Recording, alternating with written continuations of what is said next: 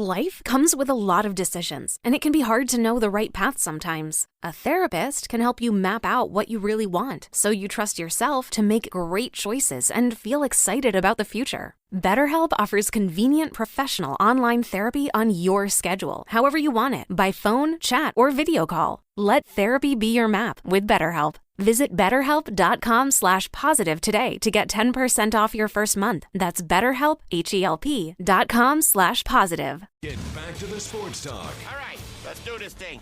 Go! Sports Daily is on KFH.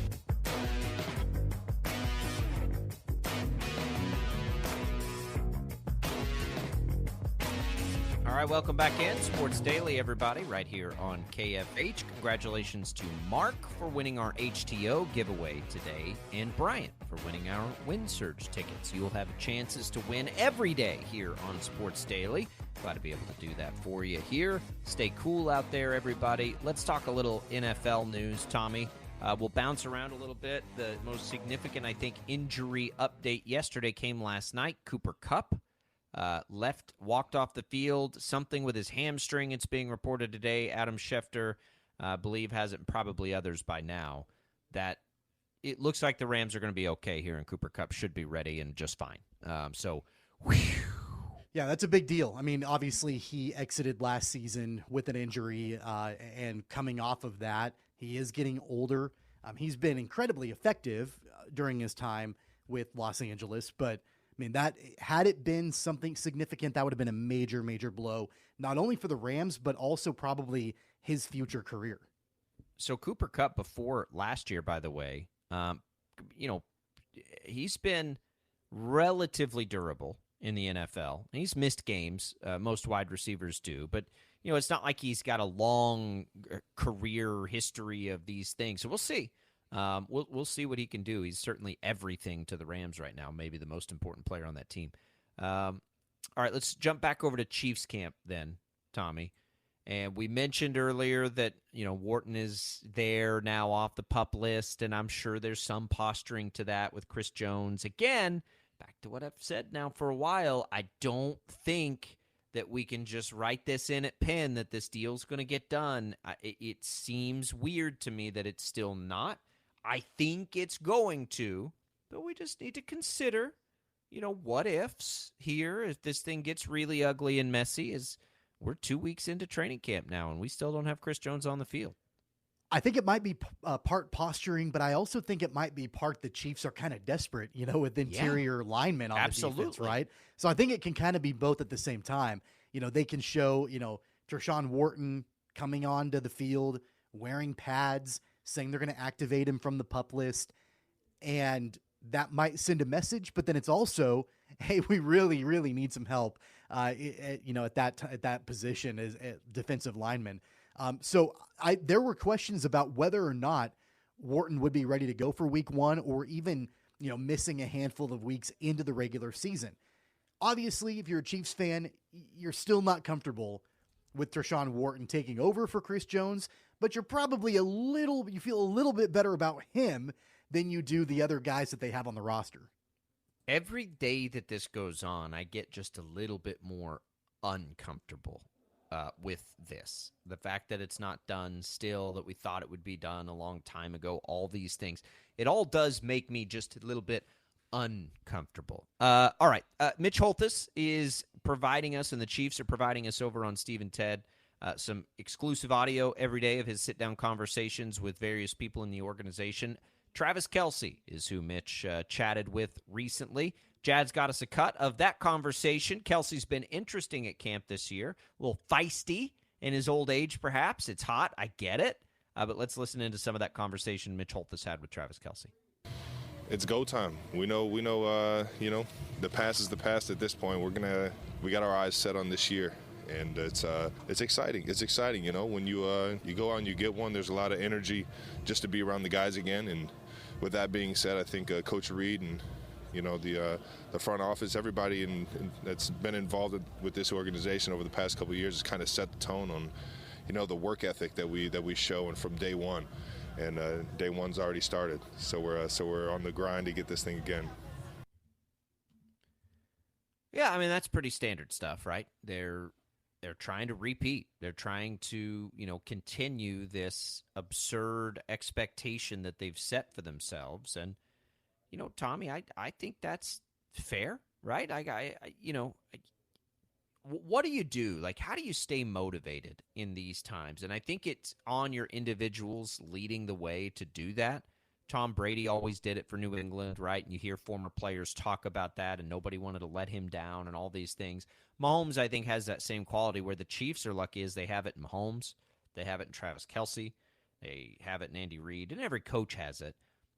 They have it in Chris Jones if he's going to be there. But they've got several of these veterans that have been there a long time now where it's just this expectation. And I don't think there's any player that's been a part of this that you would have to worry about any sort of apathy setting in. Well, it's really easy to say that, we want to repeat and we, last year is last year and we're on to this one. Like, that's really easy to say, but it becomes a little bit more difficult to do.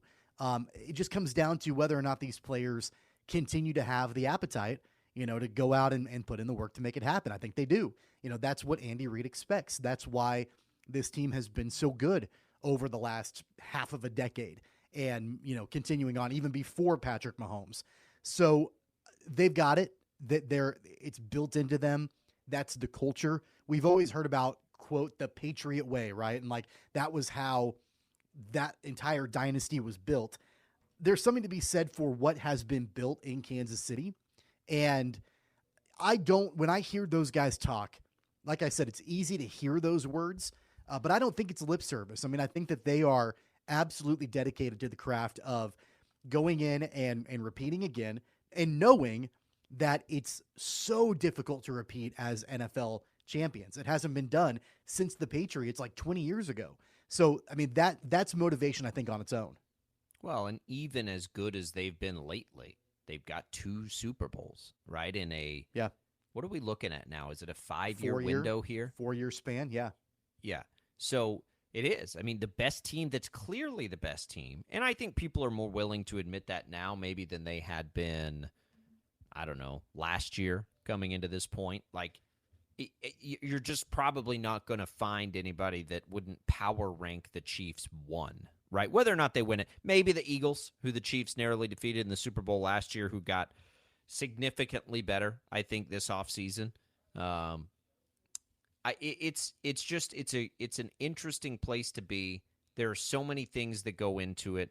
There are so many business decisions that have to be made that are really difficult to make, a la Tyreek Hill, a la Chris Jones at this point, a la Tyrann Mathieu. Like, just example after example after example, Orlando Brown. Like, it's just over and over and over again we see this, except with the guy you just heard from, Travis Kelce, and Patrick Mahomes, who are perfectly willing, it seems like, to just sort of be there and enjoy this ride and, be Andy Reid's fountain of youth to some degree.